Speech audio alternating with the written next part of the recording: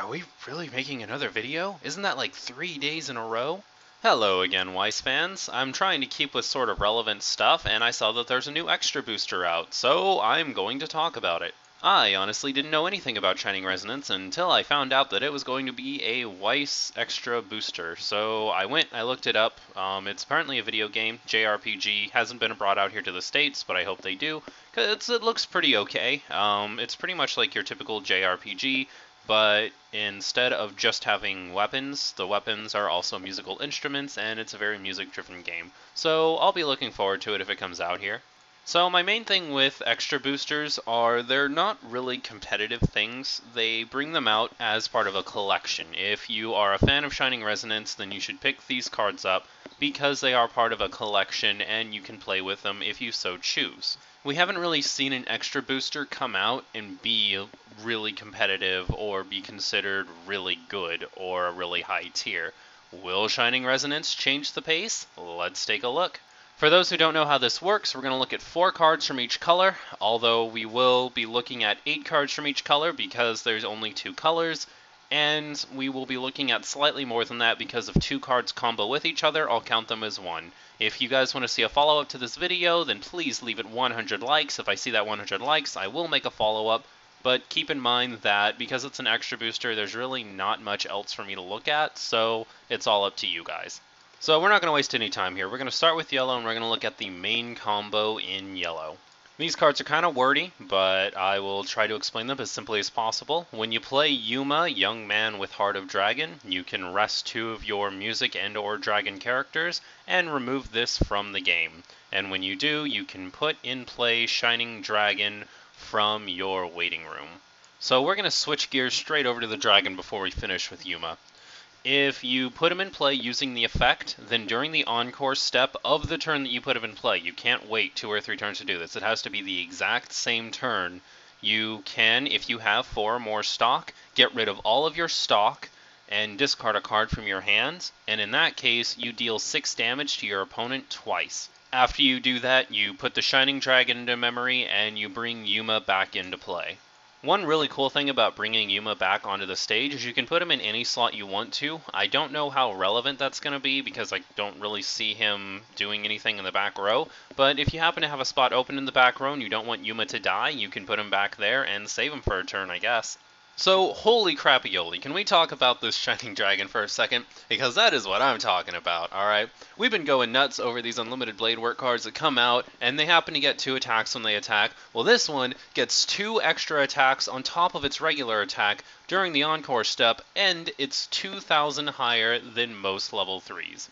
As far as extra boosters go, this is a pretty good thing to build a deck around, okay? I could definitely see this winning some games. Some people are going to argue, oh, 6 is too much at level 3, like none of those attacks are ever going to go through. Let me explain something to you really quickly, okay?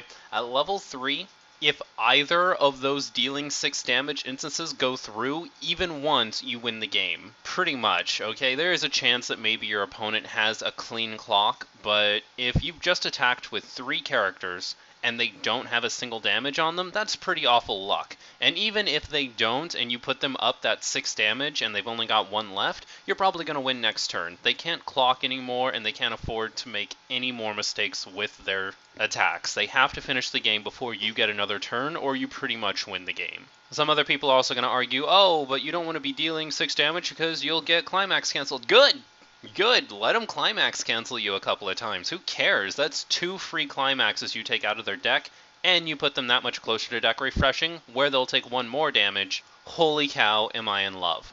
I could probably talk about this thing forever, but let's talk about Yuma some more. So if you happen to play this and you decide not to go into Shining Dragon, or you can't pull off Shining Dragon, then when it comes into play, if the damage dealt by this card is cancelled, you can deal 1 damage to the opponent. It's not as good as having a friggin' dragon out there and dealing 3 attacks per turn, but it's still decent enough. If you play him and you can't pull off Shining Dragon, then you get Super Shot, which is good. This is so perfect with Shining Dragon, because think about it.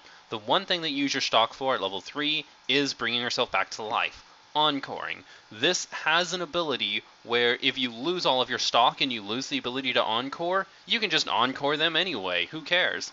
Overall, I think this is the absolute best thing about Shining Resonance. There's nothing in the entire set that could possibly top this, but we're going to look at the kind of support you get if you decide to play this deck. Okay, so the next Yuma we'll look at is Yuma Growing Heart. If you have characters with assist in play, this gets plus 1,000 power for each, so if you're playing with 2 assists in your back row, this is a 6,000 when it hits board, which isn't bad for a free card. This card also comes with a Climax combo. If you attack with Mother's Dying Wish in play, then all of your other characters gain the ability when your damage is cancelled, you can put the top card of your deck into stock, and this is once per turn per character. So this is a pretty neat card. As far as Climax combos go, it's probably one of the better Climax combos I've seen lately. When you attack with your other characters, if your damage is cancelled, you can potentially get 2 stock out of it, which is cool, because normally when you attack you get 1 stock, and this is doubling it, so you can potentially get 4 stock in 1 turn. I mean, it's not something that's guaranteed. If your damage goes through, then this effect pretty much doesn't do anything, but it's kind of a nice little thing to fall back on. I'd also like to look at this event card here, Banned. If you don't have a character with any of those names in the front row center slot, then you can't play this card from your hand, which is kind of clever. It's a counter that lets you choose one of your characters and give it plus 4,000 power. Let me go ahead and just level with you here. This is an amazing counter card. It's a turn 1 way to get 4,000 power, which is even more than you can get at level 2 with a regular backup card. The fact that this card's only stipulation is that you have to have a character with Yuma, Sonya, or Kilirika in your front row center slot, and this card only costs 1, is downright broken. This is an amazing card. Next, we'll look at Agnem Hot Beat. A lot of the cards in this set are level 0s. I guess they wanted you to have a lot of variety, and this is one of them. If you have a character with assist, this gets plus 2,000 power, but it cannot side attack, ever. That's kind of rough. I don't know if I like this card a whole lot. The one thing I really do like about it is if you can get an assist out there, then it's just 4,000, and it doesn't have any sort of retarded, you have to flip over the top card of your deck, and if it's a climax, you get rid of this kind of thing that a lot of other 4,000s have. Its real only thing is that you have to have an assist in play. I really like it, but the fact that it cannot side attack actually kind of messes with some stuff if you can't get the assist out there. So it's a gamble. If you have an assist out there, this is a great card. If you don't have an assist out there, this is one of the worst cards ever. As you may have guessed by the name, this set is also going to revolve around Resonance. We have Agnem here, and when he comes into play, he gets plus 1,500 for the turn, goes up to 6,000, which is kind of mad, but his Resonance effect, if you can just put the top card of your deck into the clock and show a Yuma from your hand at the start of the climax phase, then this gets plus 2,000 power, and also when the battle opponent is reversed, you get to draw a card. I mean, it's not like the best thing we've ever seen, but it comes out for free at 8,000. You clock yourself for 1 damage, but you can also draw a card if you reverse your battle opponent, so I think it's pretty good. Okay, one more Agnem. This is going to be a level 2, but if you have 4 more characters with music and or dragon in play, this goes down to a level 1, which makes it awesome. And when you attack with a character with either music and or dragon, then this gets plus 1,000 power for the turn. So pretty basic. If you can get it out at level 1, then it can potentially go up to 9,000, which is obviously amazing. We're going to look at one more level 3 for yellow. When this is placed from hand to stage, you can look at the top 3 cards of your deck, put 1 in your hand, put the others in the waiting room. I don't know if I necessarily like this that much. It's pretty good because this has a climax combo, so you can look for the climax that it combos with if you don't have it already. But if you happen to be getting rid of some climaxes, then it can be kind of bad. I don't know. I don't know if I necessarily agree with that. Maybe that's not a bad effect at all. Its second effect is if you play any yellow climax, and this gets plus 2,000 power for the turn, so normally it's 1,000 less powerful than all the level 3s, but it goes up to being 1,000 more powerful than all the level 3s if you can play a yellow climax. You might be thinking that this sort of climax combos with any climax, but hold on a second here. If you attack and you happen to have Princess's First Love in your climax zone, and you also reverse a character with it, then you can restand this by paying the cost. The cost is 3, which isn't too bad. You're paying 3 stock to get another attack out of this, which is potentially game-changing. My main thing here is you want to be keeping enough stock to pull off Shining Dragon. Shining Dragon is still the best thing that this entire set has going for it. So if you happen to have 7 stock and you can pull this off, this is amazing. Or if for some reason you can't pull off Shining Dragon, this is still pretty good. I mean, it's not Shining Dragon good, but it's decent enough. Last yellow we'll look at here, we have Genius. For each marker under this, it gets plus 1000 power, and whenever you reverse a character, you can put the top card of your deck under this as a marker. So the thing that makes this really cool is the fact that it comes out at 6500 already, and chances are you're not going to play it unless you know for a fact you can reverse the character and give it at least one marker. I really like cards like this.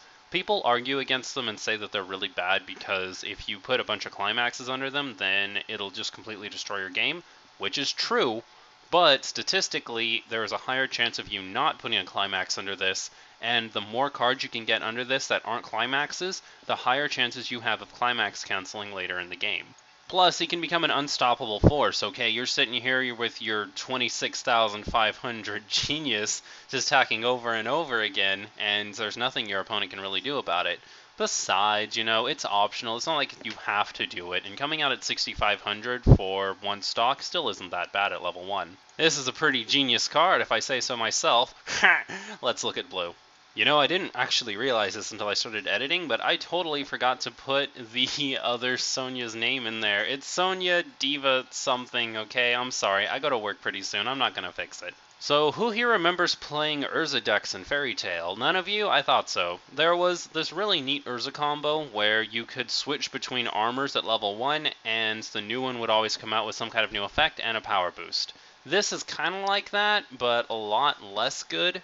So let's say, hypothetically, you've got your Kilirika Diva Magica out there, and at the start of the climax phase, you want to switch it out. So you put it in the discard pile, and you go through your discard pile, you put in Keeper of Ancient Song. Keeper of Ancient Song comes out with a 2500 boost, and you also get some kind of effect if you happen to have its climax in play. So you play Resonance of Souls, which is its climax, and this gets another 1500 power, and when you reverse a character, it goes to the bottom of the deck. This will be swinging at 8,000, so you have a pretty good chance of pulling it off. Now let's say for some reason your opponent cannot deal with a 4,000 at level 1 and this lives to the next turn. Or let's say that you happen to play Keeper of Ancient Song first.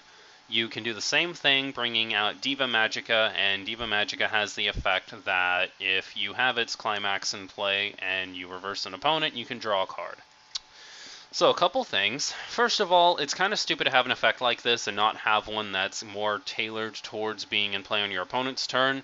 And it's also stupid to not have a way to switch during your opponent's turn. One thing that was really clever about the Urza thing was you had the Flame Armor, which came out during your opponent's turn and gave you Super Armor, and then you could go into Black Armor during your turn, which had a Climax combo and also had more power. So you had an attack one for your turn, a defense one for your opponent's turn.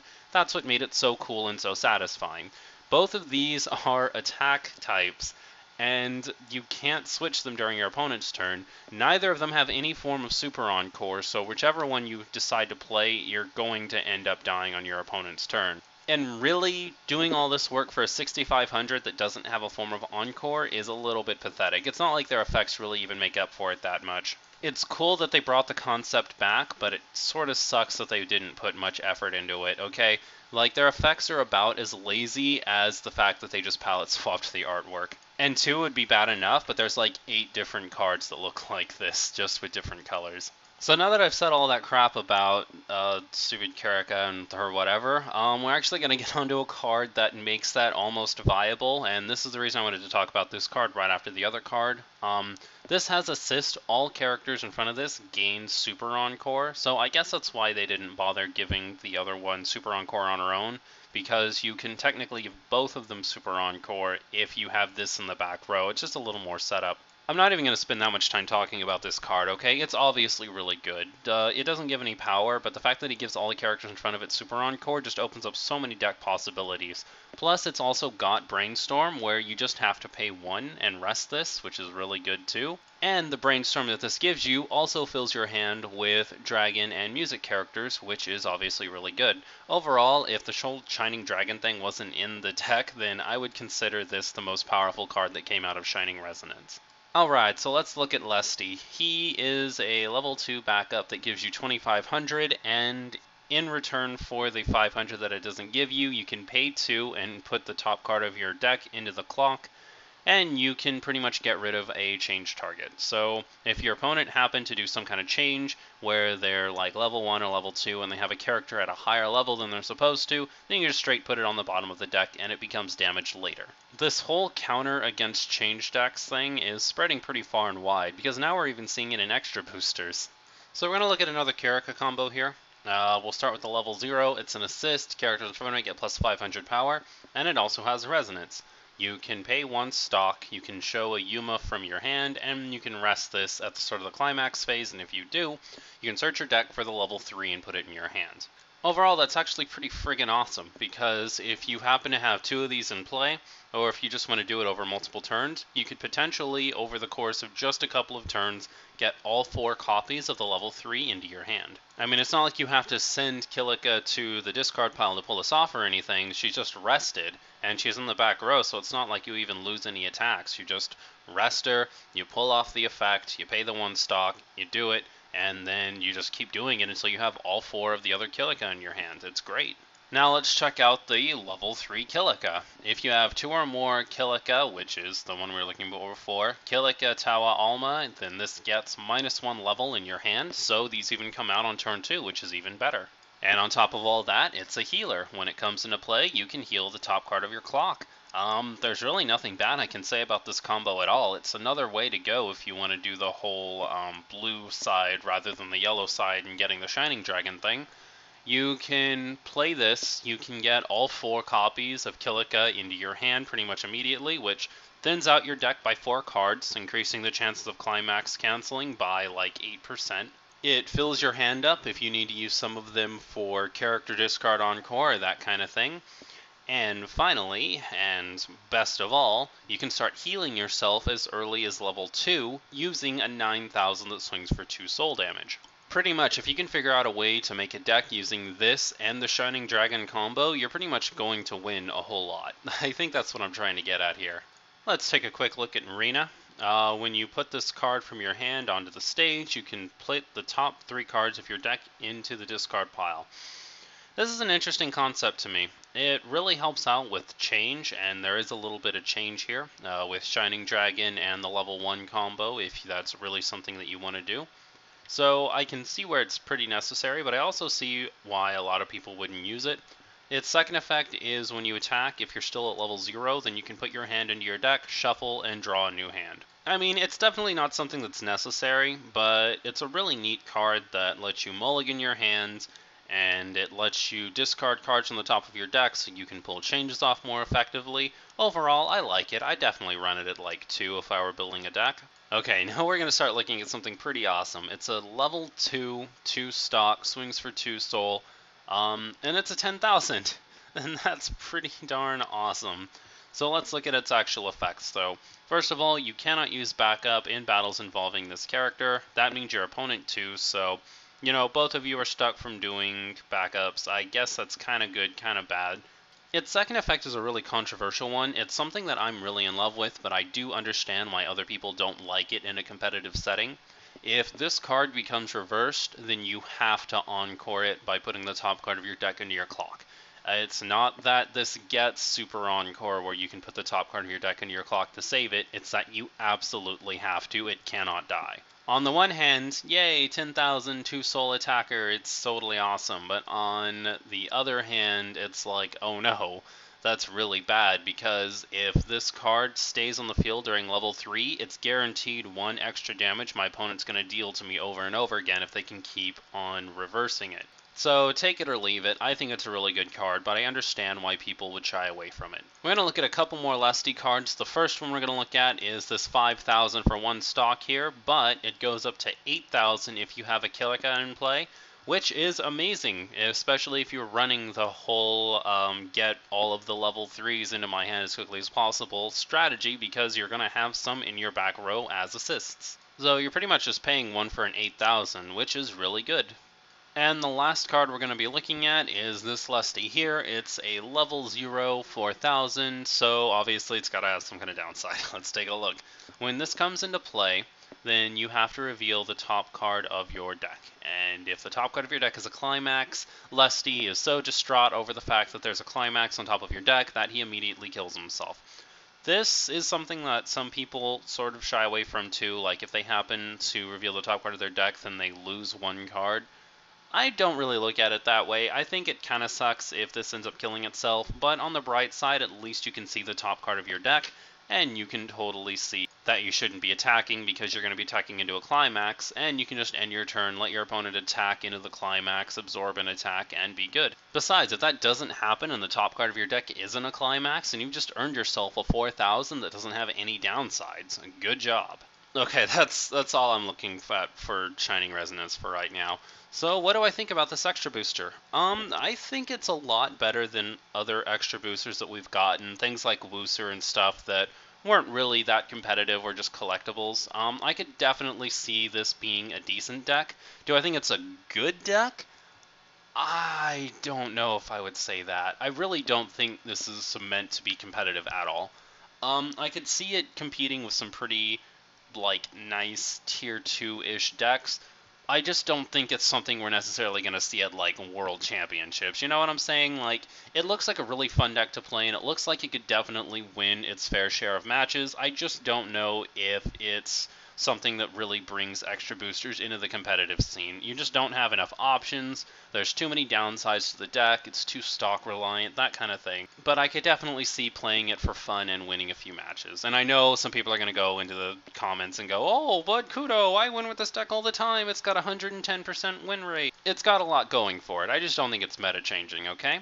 So, if you enjoyed this video, please leave it a like. Those things really do help me out. And if you for some reason want to see a second part to this, I really don't recommend it. But if you do want to see it, then 100 likes is what we need to hit, and I'll make a second part to this video. If you have any thoughts on Shining Resonance, then please leave it in the comments section below. And finally, subscribe to stay up to date on the latest Kudo news. Oh, I've been releasing new videos every day for the past 3 days. I'm on a roll here. I hope I don't frick it up.